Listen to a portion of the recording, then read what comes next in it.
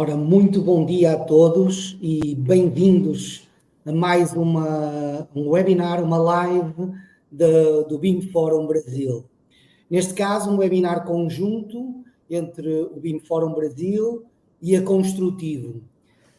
Construtivo não necessita de apresentações, mas é uma empresa de tecnologia dedicada a soluções para engenharia.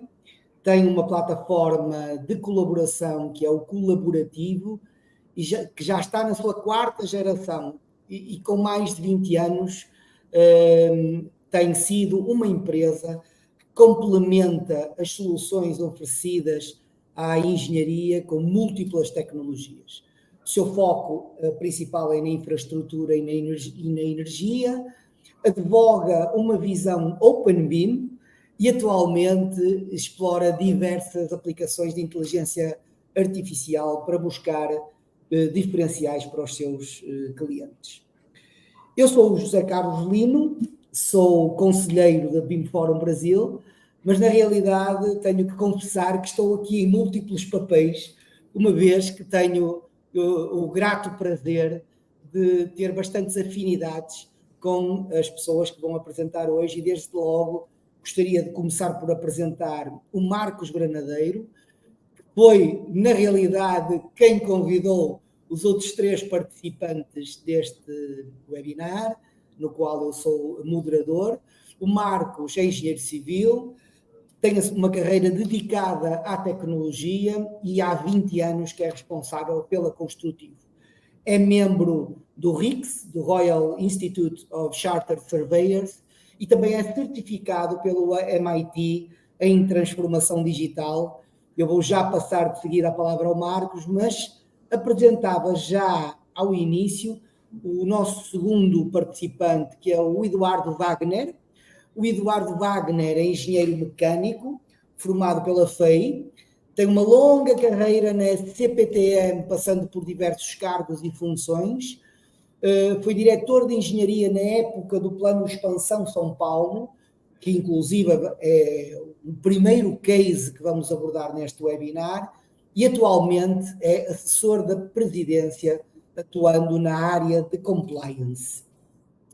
E o terceiro participante é o Giovanni Costa, engenheiro civil, com MBA em Gestão Empresarial e em MBA em ESG, é diretor técnico operacional da Geribelo Engenharia e diretor de projetos do Sinaenco São Paulo. Nós vamos dividir este webinar em dois momentos de apresentação. Uma primeira apresentação do case da CPTM, apresentado pelo Marcos e complementado pelo Eduardo, e depois o case da Geribelo, que o Giovanni iria apresentar, e no final vamos ter momentos para diálogo entre nós e também para responder a perguntas que possam colocar no chat. Estejam à vontade, vão fazendo as vossas questões, nós as receberemos deste lado e as vamos colocando à medida que forem necessárias. Muito obrigado a todos por estarem a assistir e muito obrigado aos palestrantes e aos participantes deste webinar. Marcos, passava-te a palavra e desde já queria-te dar um agradecimento pessoal por estarmos a participar, por nos teres convidado para participar e por teres montado este webinar. Bem da verdade, tenho que também apresentar-me enquanto membro fundador do BIM Fórum Brasil, um dos principais e ativos participantes na criação da Building Smart Brasil. Atualmente também sou presidente da Building Smart Portugal e na área profissional coordeno a Nosso BIM e a Consultores BIM, que está a fazer uma parceria estratégica muito importante com a Construtivo. Portanto, era por isso que eu dizia que estou aqui em múltiplas funções. Marcos, muito obrigado mais uma vez e passava-te a palavra para complementares a minha apresentação e iniciares a tua apresentação também. Muito obrigado. Bom, obrigado Alino, por ter aceitado o nosso EDI e participar desse painel, assim como o Giovanni, cliente, amigo, assim o Eduardo Wagner também. É um prazer. Muito obrigado e todos, assim, me sinto honrado de estar com gente tão querida e tão competente aqui para a gente trocar informação, trocar experiência e falar um pouco sobre uma coisa comum a todos aí, que é como é que a gente põe digitalização e como é que a gente faz essa transformação digital na nossa engenharia, né? Eu vou comentar um caso que não é um caso novo, é um caso antigo, está fazendo 15 anos, praticamente, que isso aconteceu, mas que vai levar a uma reflexão. E a ideia, que até partiu desse webinar, é fazer até um contraponto do que tem, né, de diferente, de novo, enfim. Mas é um caso, na minha opinião, nesses 20 e poucos anos que a gente está no construtivo, muito emblemático, né? Por isso que eu fiz questão de chamar o Eduardo Wagner, porque foi realmente um divisor de águas. Esse caso aconteceu em 2010, 2009, 2010, 15 anos atrás. Era um contexto do Plano de Expansão São Paulo, que era um projeto enorme do governo do Estado, depois o Eduardo Wagner pode falar um pouco melhor, mais propriedade, mas era algo bilionário para fazer quilômetros, dezenas de quilômetros, centenas de quilômetros de linhas de metrô, CPTM e MTU, dentro de um contexto de expansão realmente do transporte público metropolitano, muito ambicioso, e haviam desafios. A gente entrou num contexto de tentar digitalizar isso, e o pioneirismo na época disso, pensando no contexto de 15 anos atrás, era que não se estava mais pensando em digitalizar uma obra, e fazer a implantação de GED ou de controle de gerenciamento de obra em uma obra, mas é num programa de obra, né? Então, a gente criou, na época, um verdadeiro portal. Então, eles fizeram os principais tipos de coisas que eram gerenciadas. Então, a gente começou gerenciando todas as licitações, os contratos, atas de reunião, todos os relatórios, cronogramas, o planejamento e acompanhamento, e tinha parte de documentação, obviamente, e resumo das obras. Então, era realmente um portal, foi esse conceito, primeira vez que a gente teve um portal para um programa de obras, nessa magnitude. O Eduardo vai poder falar um pouco melhor, mas eram, acho que 8 ou 9 supervisoras, uma gerenciadora, era uma coisa bastante grande. A gente começou, tinha uma área, essa aqui, nós somos na 4ª geração da plataforma do colaborativo, isso aqui aconteceu na 2ª geração, né? Essa era um pouco da cara da ferramenta. Você tinha toda uma questão de gestão de licitação e contrato. Então, você tinha os contratos todos cadastrados e acompanhados desde o começo, desde você pensar no RD, no edital, a proposta financeira, a técnica, a assinatura do contrato, e está em andamento, está encerrado, paralisado, ou seja, porque eram centenas de contratos, você tinha que ter essa visão unificada. A gente tinha uma coisa interessantíssima, que parece bobo, que é a gestão de ata de reunião, mas não era a gestão da ata de reunião, era uma gestão de atividades, né? E isso nasceu de uma coisa interessante, que você tinha, essa é um pouco das telas de controle, em que você tinha cada atividade, você tinha um responsável, você tinha o GP, que é a unidade de gerenciamento de projeto, tinha a linha, e você tinha o GP, vamos supor, uma estação da luz ali, que você não sabe se é a estação, se é a linha, enfim, tem uma série de coisas específicas aí do projeto de um complexo, que é uma CPTM, quem que era o contrato, quem que era a supervisora, no caso, e o importante, qual que era o ramo, se o tema, se era planejamento, se era obra, se era, enfim, depois o Eduardo Wagner que ele que foi a grande cabeça, o grande mentor de tudo isso. Isso nasceu de um processo que hoje a gente fala muito, que surgiram todos depois aqueles termos em inglês aí, que é UX, e, enfim, mas isso a gente não sabia, a gente fazia meio intuitivamente há 15 anos atrás. Então, essa aí é um pouco as telas dos rascunhos que a gente usava para montar a solução, né? O Eduardo, como cliente, falou assim, putz, eu quero ter assim, eu quero conseguir pesquisar e ver temas de minha ata por gerenciadora, por supervisora, por UGP, eu quero poder pesquisar por data, o que está aberto, o que não está. Então, a gente conseguiu criar um grande programa para atender a gestão, que ele precisava tanto, né? Outra coisa importante que tinha, essa visão, essa macrovisão do planejamento, né? Então, cada linha dessa era um contrato, né? Essas bolinhas que a gente vê aqui eram uma coisa nova que a gente criou, que eram as prioridades, né? Então, é uma questão pública, uma questão política. Então, ali indicava quais eram as obras que tinham mais visibilidade, mais prioridade, quais não menos, ou seja, para a gente conseguir organizar e conseguir ver isso, quem era o responsável, o que estava, o que não estava. A ideia nossa era substituir um monte de cronograma de project que ficava na sala do Eduardo, assim, por toda a sala, tentar digitalizar e dar mais transparência à informação, né? E uma outra coisa importante que teve, já tinha naquela época o relatório fotográfico, que hoje a gente é muito comum ter nos contratos, e o Eduardo teve uma ideia que deu super certo, que foi colocar relatório de vídeo na época. Então, se filmava. Na época não tinham os celulares desse tipo, né, os nossos smartphones, mas se fazia vídeo e se filmava e se tinha relatório por vídeo também. Isso deu uma transparência e ajudou bastante no processo.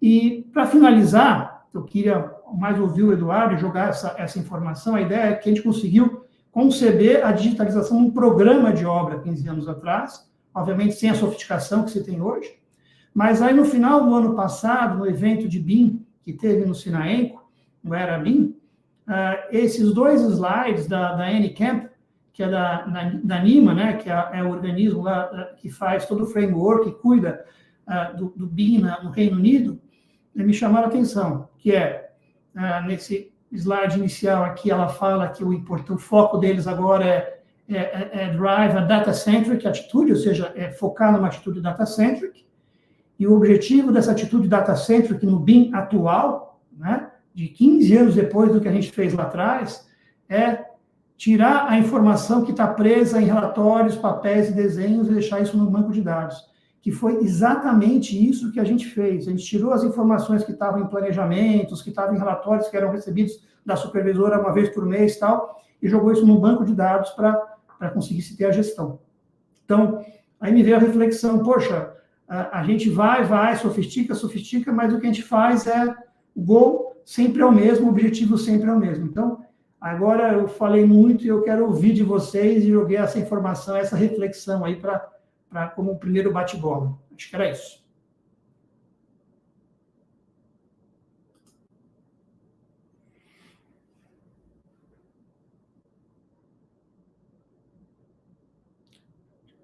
Acho que talvez o Lino, né, falar alguma coisa agora, né, Lino?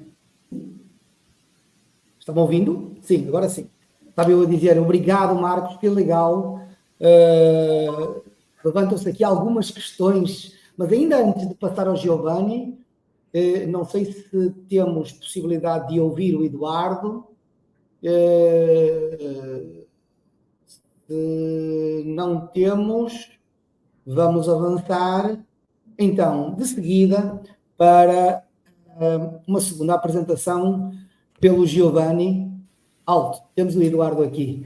Eduardo, obrigado. Obrigado pela participação, obrigado por estar aqui. Eu gostava de umas palavras de complementaridade a esta apresentação que o Marcos fez sobre aquela que é a menina dos seus olhos, não é? Um projeto que realmente o representa e que realmente tem muito da sua mão. Quer complementar, por favor? Sim, me ouvem bem? Sim, perfeitamente. Obrigado. O programa que o Marcos apresentou, ele era um programa usado do governo do Estado de São Paulo para transporte público de grande capacidade. E a CPTM tinha, na época, um desafio muito grande, porque eram várias linhas, todas com intervenções grandes, tinha compra de trens, tinha projeto, tinha supervisora, gerenciadora, tinha fornecimento, tinha obra civil, sistemas. Eram mais de 150 contratos simultâneos. Uma loucura fazer administração em tempo real de mais de 150 contratos. E tivemos essa oportunidade, o Construtivo facilitou esse entrosamento, nós carregamos todos os contratos, incluindo as supervisoras, as gestoras, e a gente tinha em tempo real, a gente tinha uma imagem de cada fase da obra, de cada fase do projeto, de cada fase da licitação. foi incrível, porque em tempo recorde a gente conseguiu uniformizar tudo. E por conta das supervisoras em campo, as supervisoras alimentavam o sistema. A responsabilidade era das supervisoras, eram mais de 8, e que elas interfaceavam com os fornecedores, com as empresas de engenharia, de projeto, de fornecimento, e alimentavam, e inclusive com atas em tempo real, ou seja, terminava uma reunião, a ata já estava disponível. Então foi um avanço incrível. Nos apropriamos de informações de rastreabilidade em tempo reduzido. Foi um grande esforço, todos tiveram muito mérito, porque todo mundo teve que comprar o projeto, comprar essa plataforma de colaboração, e foi realmente um caso de sucesso, como o Marcos fala. Foi um sucesso porque a CPTM conseguiu dominar em tempo recorde todas as frentes de trabalho. Foi bem visível isso da vossa apresentação. Mas se calhar, ainda antes de passar ao Giovanni, eu lançava aqui uma pergunta para ser respondida pelos dois. Foi, do teu discurso, Marcos, foi perfeitamente, e agora como muito bem complementada pelo Eduardo, foi para mim perfeitamente percebida que há uma palavra que é a quantidade, eu iria utilizar a interoperabilidade, que é a quantidade de sistemas que tu conseguiste ligar, ligaste imagens, ligaste vídeos, ligaste sistemas de projetos ou modelos de projetos, e também as pessoas necessariamente, como disse agora mesmo o Eduardo, as pessoas e as equipas que autoalimentaram toda esta máquina de múltiplos locais.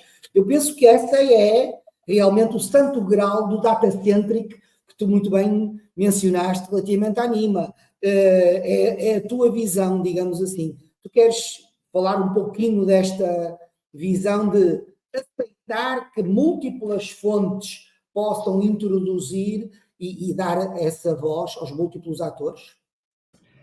Sim, esse termo novo, né, interoperabilidade, né, que na época também a gente fazia sem saber o que era. Exato. É extremamente importante. A vantagem hoje é que as tecnologias vão melhorando, então a gente consegue fazer mais fácil isso, né? Eu lembro que quando o Eduardo falou assim, mas por que a gente só põe foto? Por que a gente não pode colocar vídeo? A gente aqui no Consultivo, pelo amor de Deus, como é que a gente vai fazer isso, né? Mas beleza, a gente foi lá e fez, acho que assim que a gente cresce, né? Assim que a gente faz o desafio. E outra coisa importante que teve, assim, e como é hoje ainda, o grande desafio é o desafio humano. Eu lembro que para esse projeto dar certo, aí eu vou lembrar de um grande amigo nosso, o João Festoso, a gente trouxe para gerenciamento esse projeto um engenheiro que não estava mais atuando em engenharia, mas é um grande coach, que é o João Festoso, que dá treinamentos e tal, e esse cara que fez acontecer, porque você tinha que ter uma inteligência emocional para fazer a conexão, que se tivesse alguém que não tivesse a inteligência e a competência dele, não ia acontecer, né? Esse é um elemento importante também. Sim, importante. Eduardo, já agora eu, sem ser provocativo, mas eu ouvi-o a falar da quantidade de contratos que estavam e da quantidade de supervisoras que alimentavam este contrato.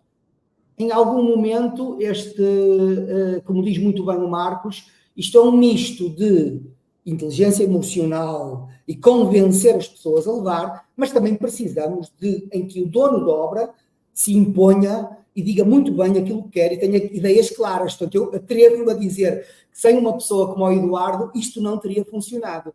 Quer nos dar a sua visão, por favor? Sim. O grande diferencial foi que nós responsabilizamos as supervisoras em campo por serem as donas do processo, as donas da informação.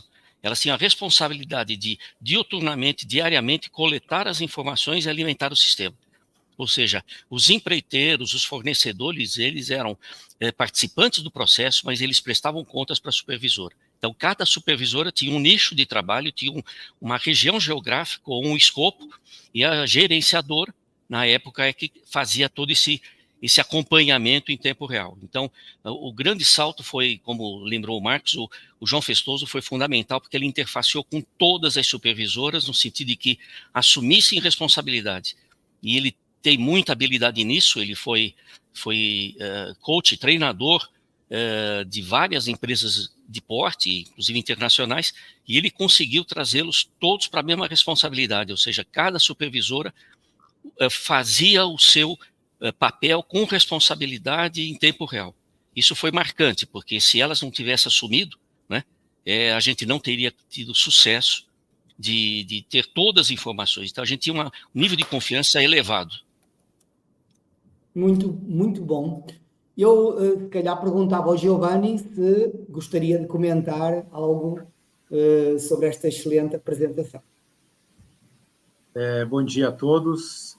A gente, como empresa, também participou dessa época desse processo, né? Sim. E, de fato, o grande fator de sucesso foi o patrocínio do Eduardo Wagner, cobrando isso de forma que isso fosse implementado e usado por todo mundo, né? Acho que foi uma mudança de cultura muito forte e muito rápida, né? Isso não teria acontecido sem esse patrocínio, que é fundamental, né? Muitas vezes a gente demanda as coisas, mas terceiriza esse acompanhamento posterior, e o Wagner sempre com mão de ferro lá, cobrando os dados, as informações, porque se de fato, se ele não tivesse esse olhar sobre as informações para a gestão, que era tão importante, todo o restante da cadeia embaixo dele acabaria caindo em descrédito e não seria alimentado o sistema, né?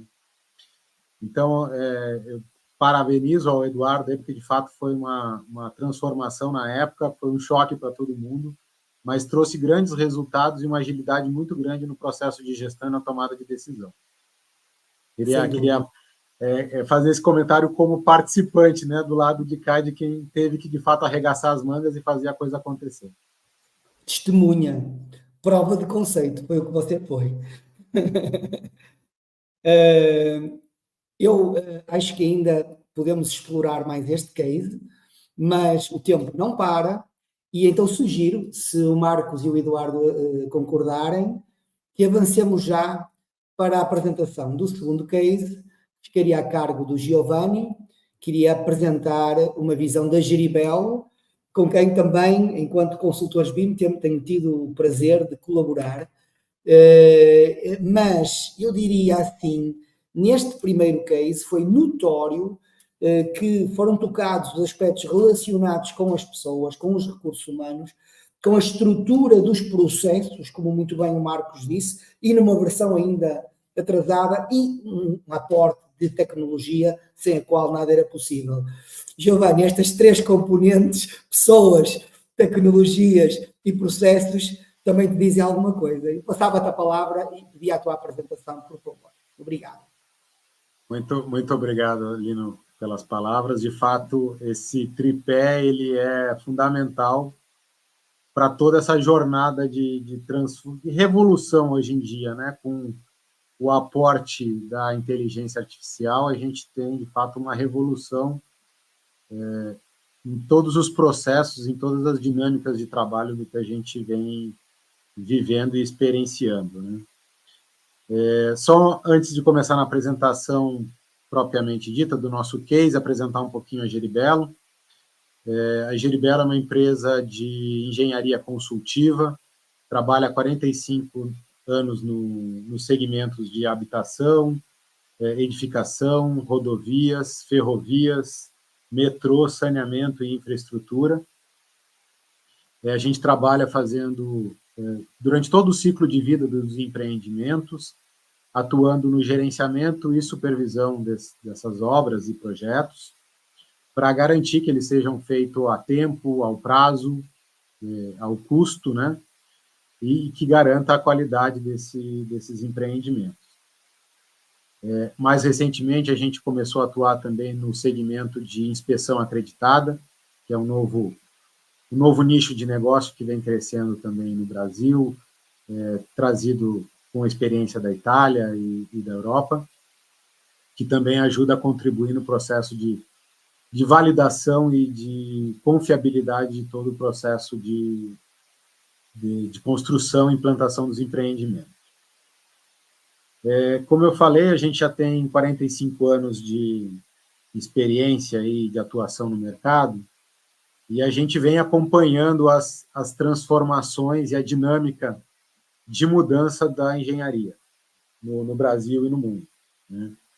E aí eu trouxe como provocação, né, a gente tem, na década de 70, a forma como os projetos eram feitos, né, depois a evolução na década de 90 para o AutoCAD, e hoje em dia a gente chegou com o BIM, que não é tão novo, né, mas tem se tornado uma ferramenta, uma plataforma, uma metodologia mais usada mais recentemente, nos últimos 5 anos, e que tem transformado, de fato, todo o processo e toda a dinâmica da execução da engenharia. A transformação digital, ela não acontece simplesmente por uso de metodologias ou ferramentas, né? Ela revoluciona e transforma a nossa rotina de trabalho, a forma como a gestão e a execução dos trabalhos são feitas. Então, esse processo ele envolve, sem dúvida nenhuma, as pessoas, né? Porque as pessoas é que são responsáveis pela execução dos processos. A gente tem pouco processo automatizado ainda nesse nosso segmento, né, de gerenciamento e de execução de obras de infraestrutura. E isso impacta no dia a dia da execução do trabalho. Então, a principal atuação de quando a gente toma uma decisão de fazer uma migração de uma metodologia, de uma plataforma, de uma ferramenta, é construir um processo de convencimento com as pessoas que estão envolvidas nesse processo, porque se elas não comprarem esse desafio de mudar a rotina de trabalho, de mudar a dinâmica de fazer as coisas, a gente não vai ter sucesso nessa condução. Então, eu acho que esse é um pilar central para toda a transformação digital, né? E isso impactou a gente de forma muito importante, né? A gente sempre tem um olhar muito forte e muito alicerçado nas pessoas. A nossa jornada de transformação digital aqui na Geribelo começou por volta de 2011, 2012. A gente começou a desenvolver uma plataforma interna onde a gente faria a centralização e a coleta de dados e informações de todos os nossos contratos, né? Então, a gente desenvolveu aqui internamente o Geribelo Online, e veio implementando essa cultura de coleta de informações e dados. Eu acho que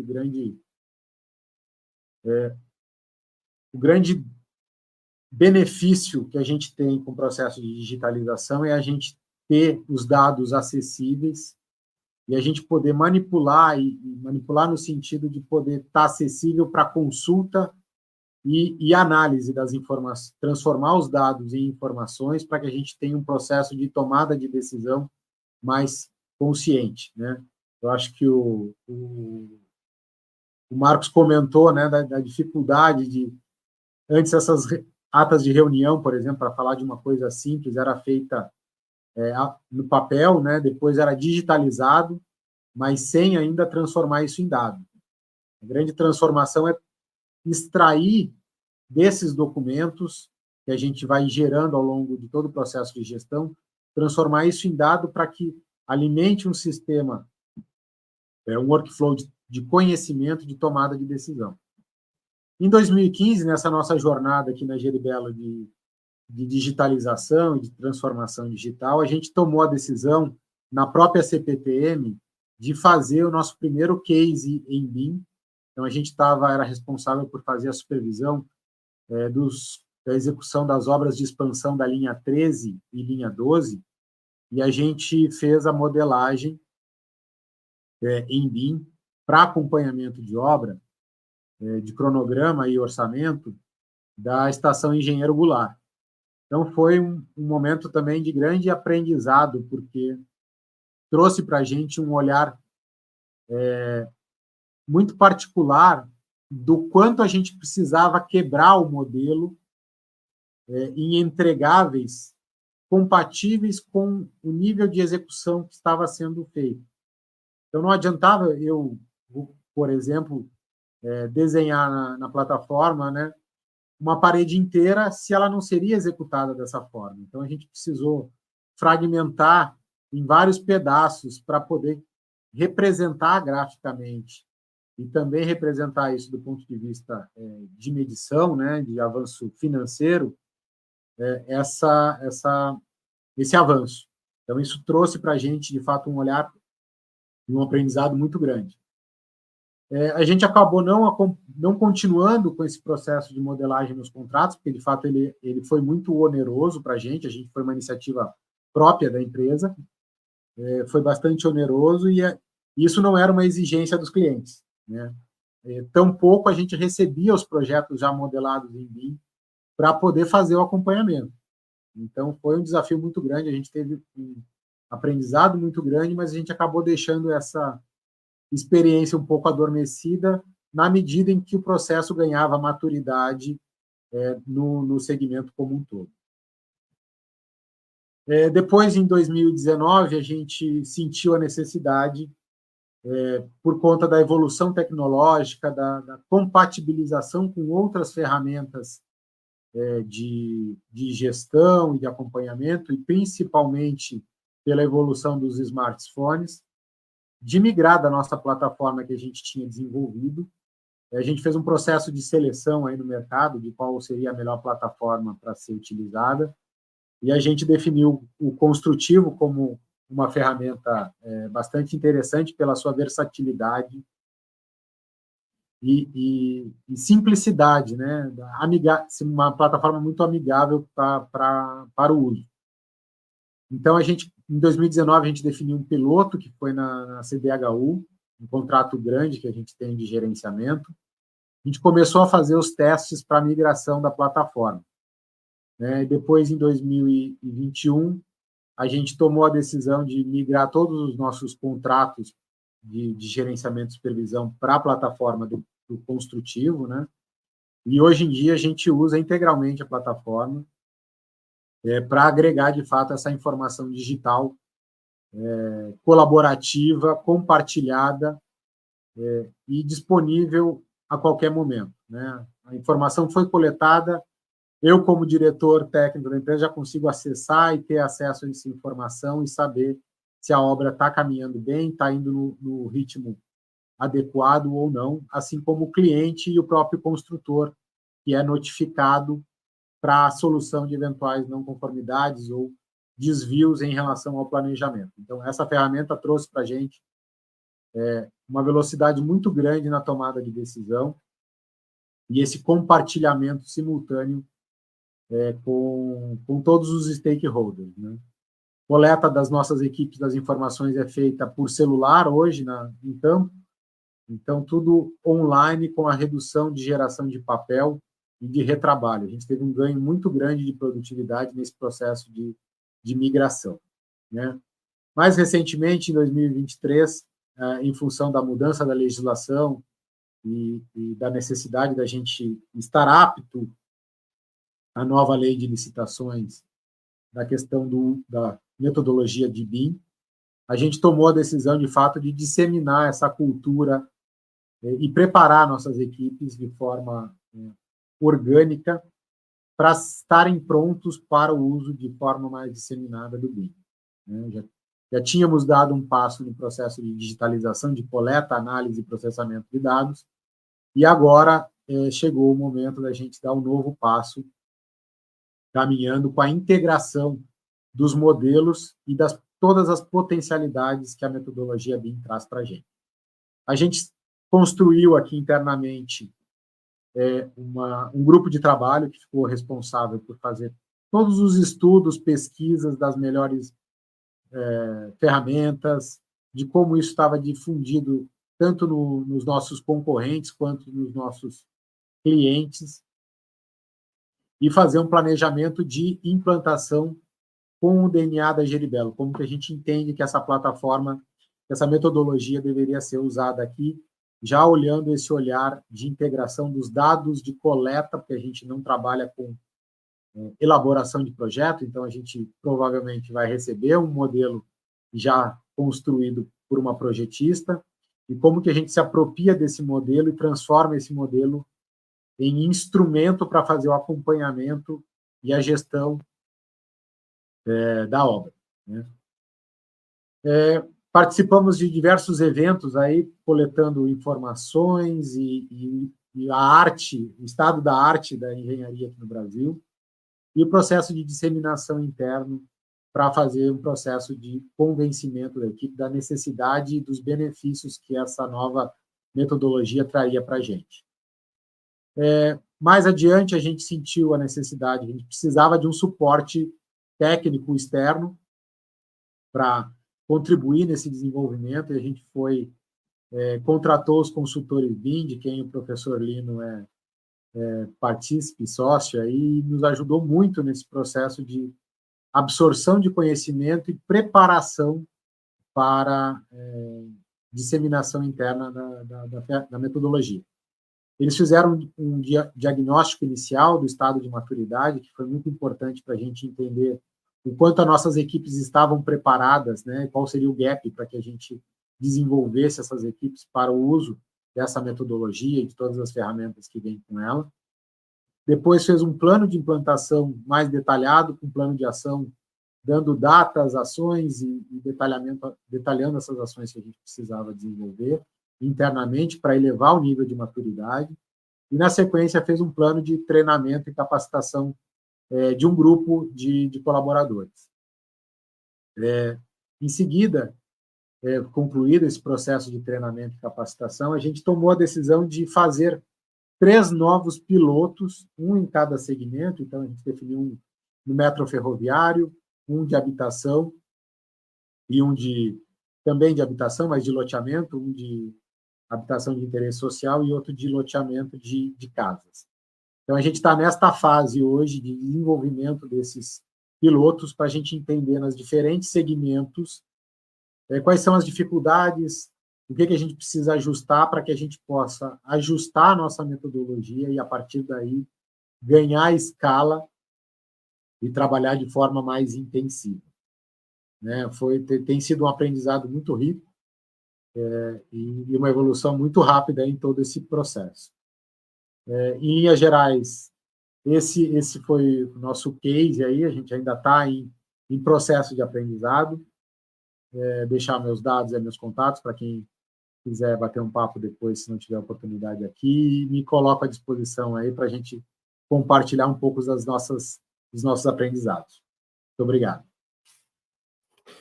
Muito obrigado, Giovanni. Realmente é um enorme prazer estar a participar com pessoas tão competentes e tão profundas na análise, que vai muito além da análise superficial da tecnologia ou da ferramenta, como tu bem disseste. Isto não são ferramentas, isto é a transformação da rotina e de um processo. É realmente bastante importante essa visão. Mas, à semelhança do que disse há pouco ao Eduardo relativamente à CPTM, também te reconheço como um dono de obra interno, digamos assim. Enquanto estás a responder ao cliente, internamente és um motor de mudança, és um motor de desafiar as pessoas a saírem da sua zona de conforto, és um motor de perceber que a inovação passa por implementarmos esse tal novo processo, e agradeço-te por isso e dou-te os parabéns por isso. Já começamos a ver aqui um padrão. É necessário alguém com este estilo para que as coisas realmente aconteçam, não é? E eu aproveitava, Giovanni, para colocar uma pergunta. Já agora, por favor, quem nos está a ouvir, coloquem perguntas no chat. Não percam a oportunidade de interpelar estas 3 incríveis atores da nossa transformação digital da engenharia e de lhes colocarem as questões que entenderem oportunas sobre estes cases ou outras. Estejam à vontade, por favor, coloquem as vossas perguntas. mas eu colocava em particular a Letícia Bento, enquanto tu estavas a fazer a apresentação, ela coloca esta pergunta: como foi feito o avanço? Através de algum software? Imagino que era feito o input de códigos, mas como era feito esse avanço? Queres tentar responder à pergunta da Letícia? Claro, claro. Então, inicialmente, a gente fazia esse avanço, a gente fez o desenvolvimento de um software internamente através de código, né? Era um software próprio, então a gente sentava com a equipe de TI, desenvolvia, né? Explicava o que a gente precisa, quais eram os inputs de entrada e de saída, e explicava para que eles fizessem toda essa programação, né? No primeiro momento, a gente ainda tinha o processo de coleta de informações em campo, ainda em papel, prancheta. Então, o pessoal ia a campo, coletava as informações tabuladas, né, com templates já definidos, coletavam essas informações, iam para o escritório, uma outra pessoa fazia o lançamento manual dessas informações num input, né, numa tela de input do sistema, e depois essa informação ficava disponibilizada para os engenheiros e para a equipe de gestão do contrato para fazer análise e estipulava-se o avanço das obras propriamente em relação à questão física, né? Em relação à questão financeira, isso era feito através do processo de medição, ou seja, só ao final do mês, o pessoal fazia o processo de levantamento dos quantitativos que tinham sido feitos, também imputava no sistema e aí era feito o avanço físico. Então, a gente tinha essas duas informações de avanço físico e avanço financeiro.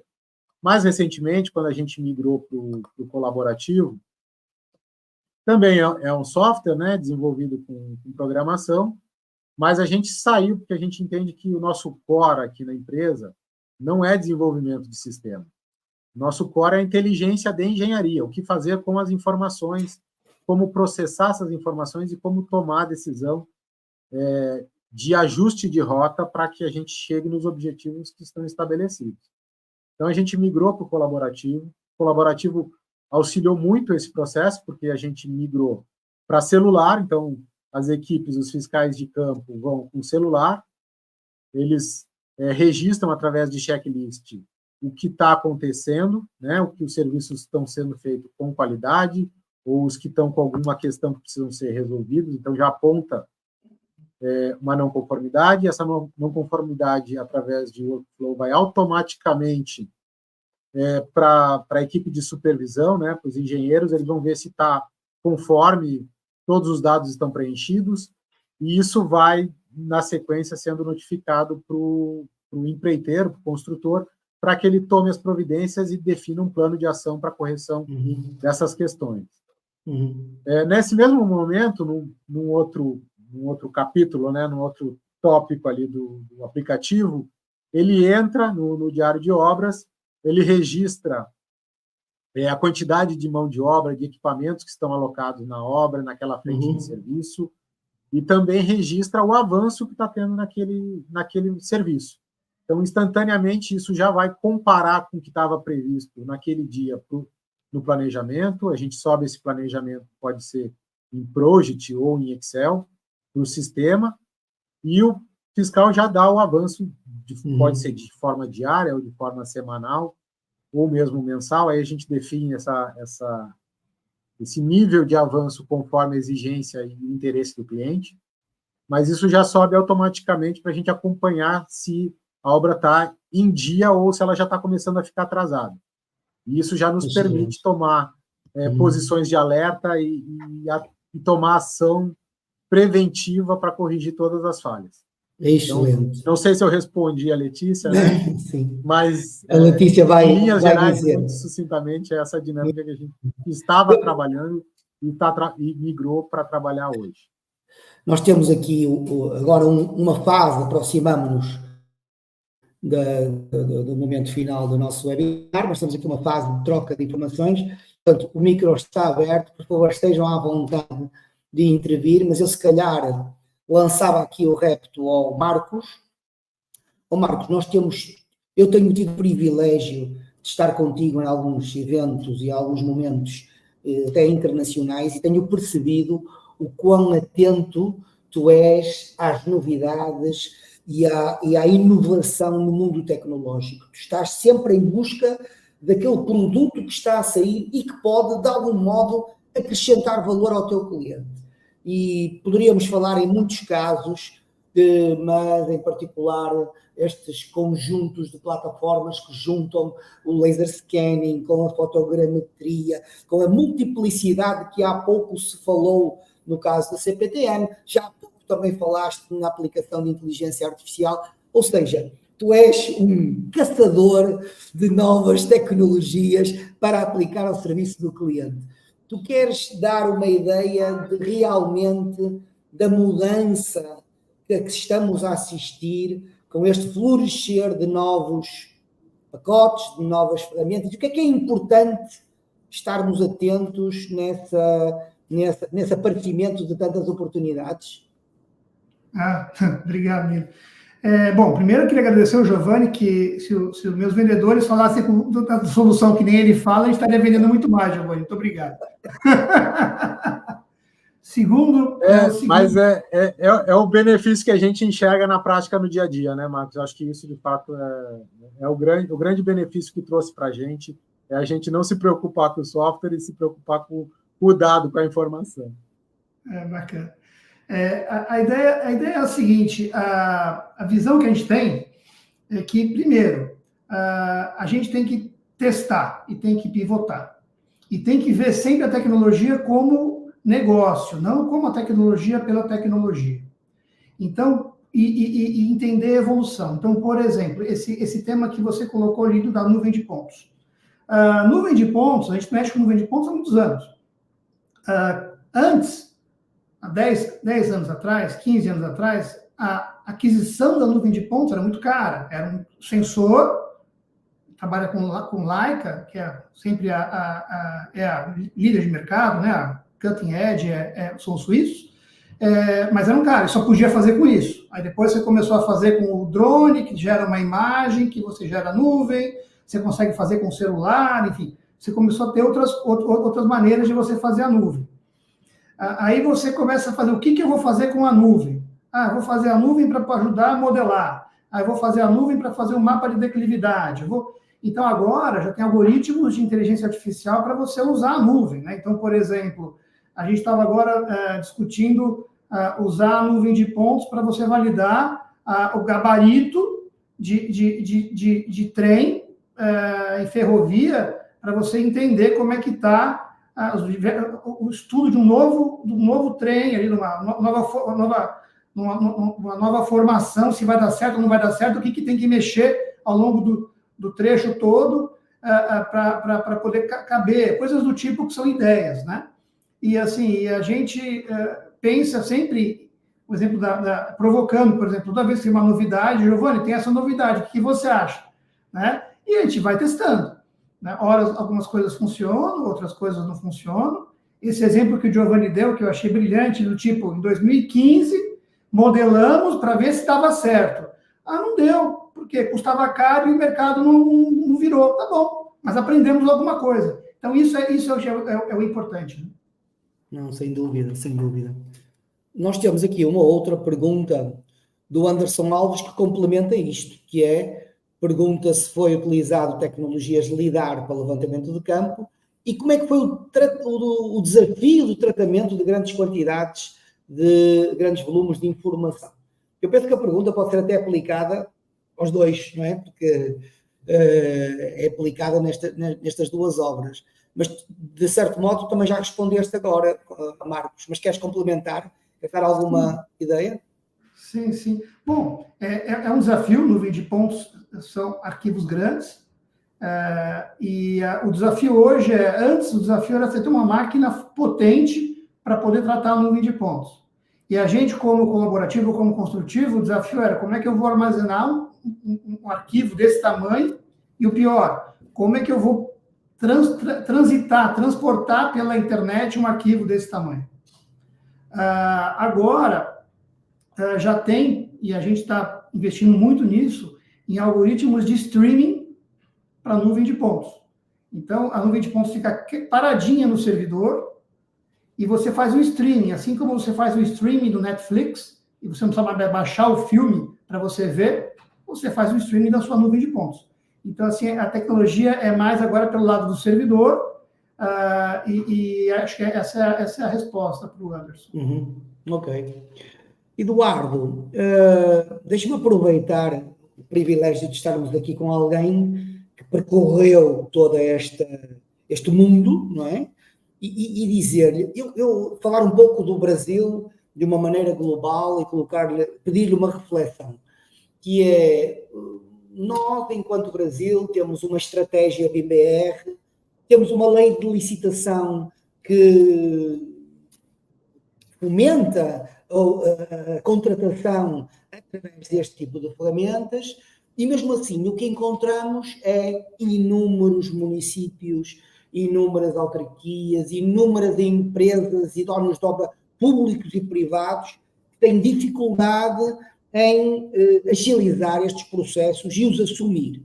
E a minha pergunta para a reflexão que lhe pedi era a seguinte: parece-lhe que haverá ainda falta de poder de decisão ou vontade de decisão, às vezes até de conhecimento da gestão de topo, ou estamos a falar de um problema de falta de conhecimento técnico das bases e de toda a equipa de técnicos que, de certo modo, têm que suportar estas decisões, ou é um pouco de ambos? O que é que me diz sobre isto? Sim, é um pouco de ambos. Nós temos um quadro de técnicos que tem ultimamente se desenvolvido muito, né? Tem um pessoal mais jovem que tem essa dinâmica de aprendizagem com relação a tecnologias, e eles têm suportado esse avanço da técnica, mas precisa ter um nível de consciência também no poder público, né? No macro gestor, ou seja, sempre a situação imediata, a solução imediata, ela às vezes contrapõe com a necessidade de fazer um investimento, às vezes de algum tempo, né?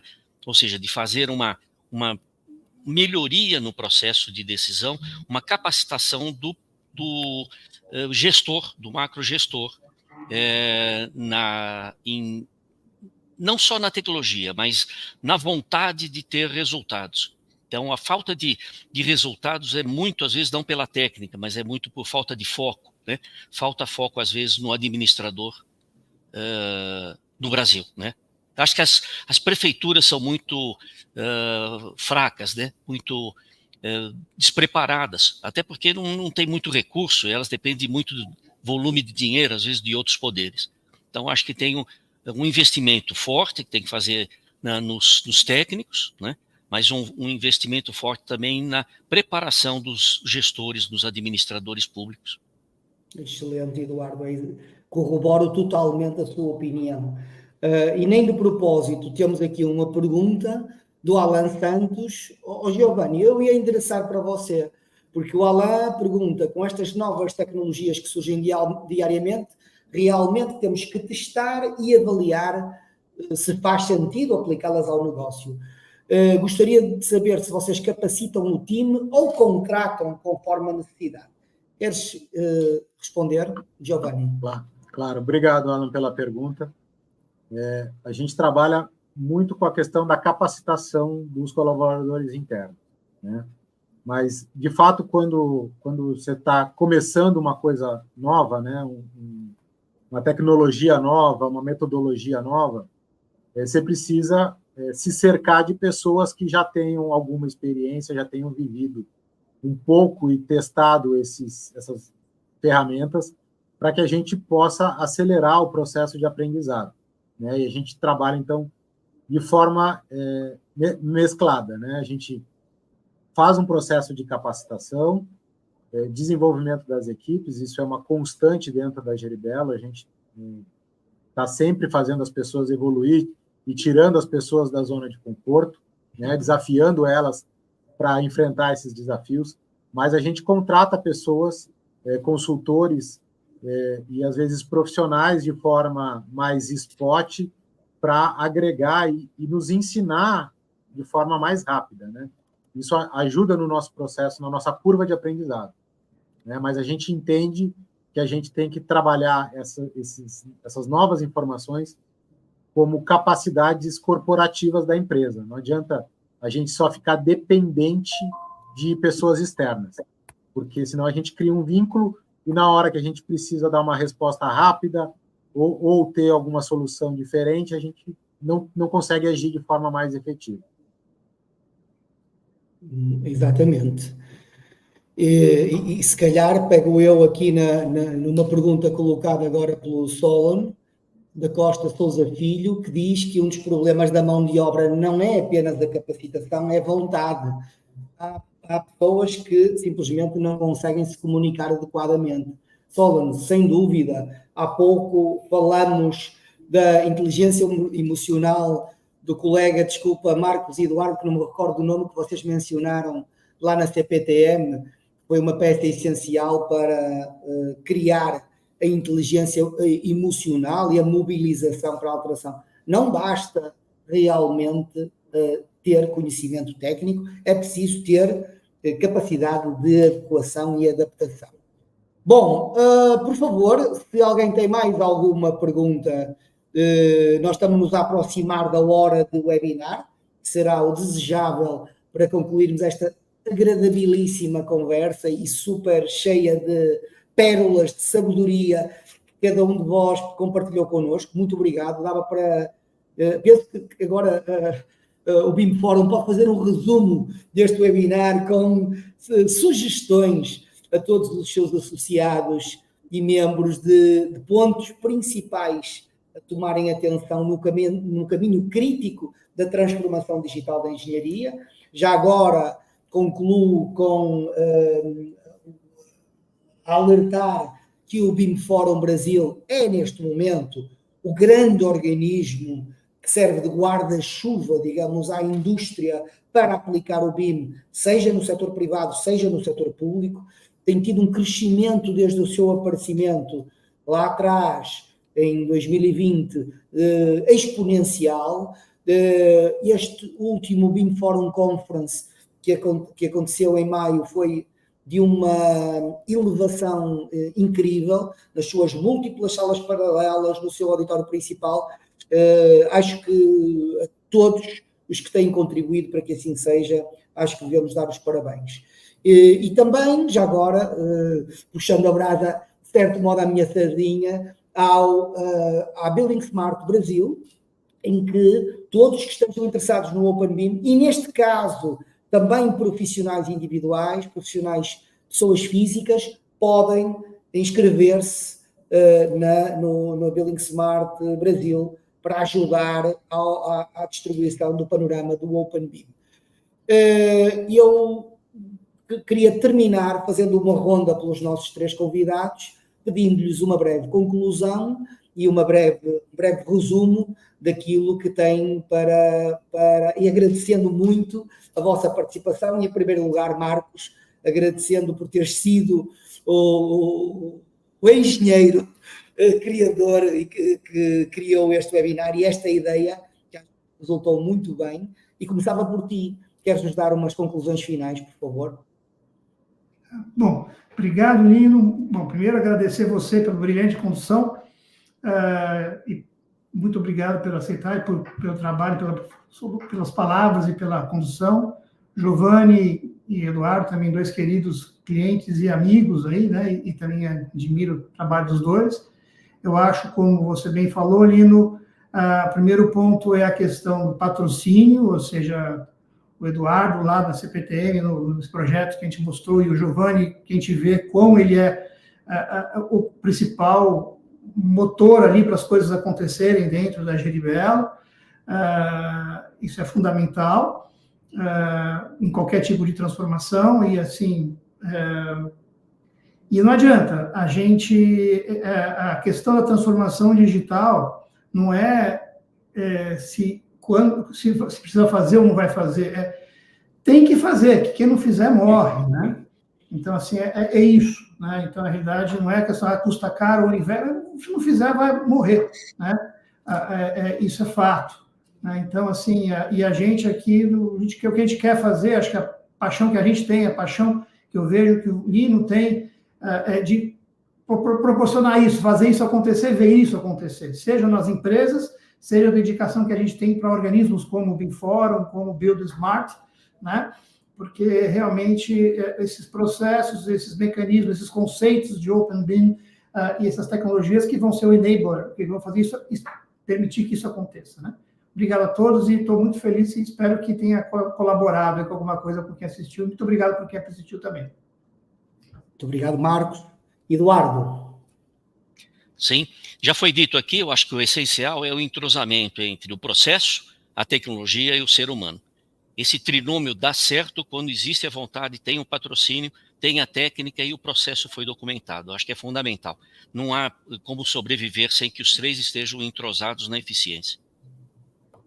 Muito obrigado. Giovanni.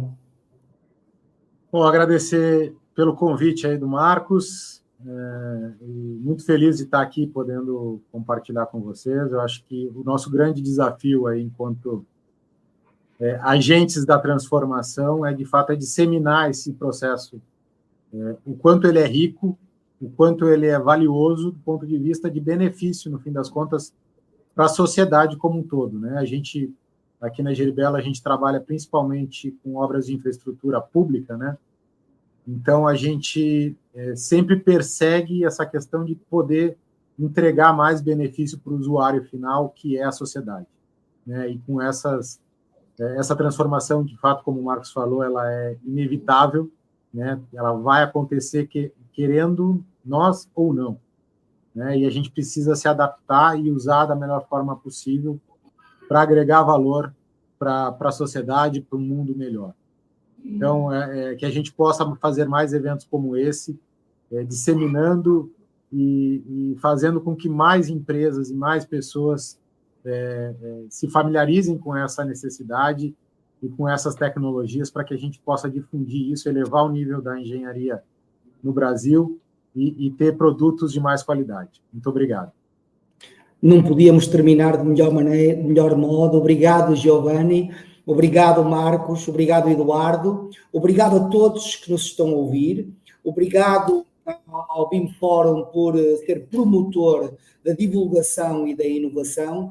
E também obrigado a todos os que estão nos bastidores e que nos ajudaram a fazer este webinar. A todos, essenciais também, aqueles que não se veem, que estão para trás do pano. Muito obrigado pela vossa participação.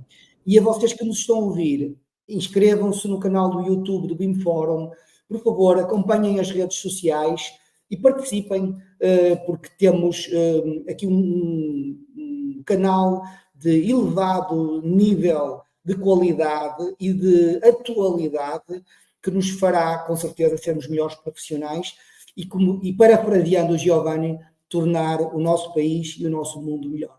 Muito obrigado a todos e dou por encerrado este webinar. Obrigado.